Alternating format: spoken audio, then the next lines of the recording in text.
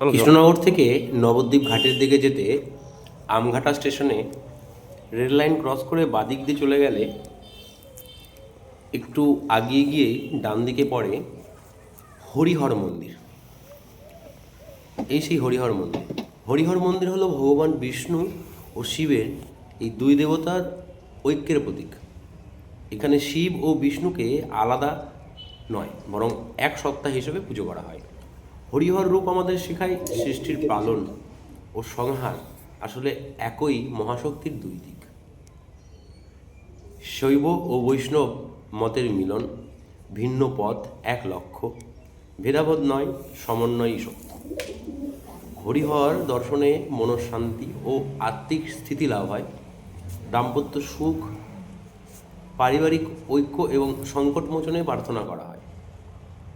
বিশেষ স্থিতিতে অবশ্যই এখানে জয় হরিহর।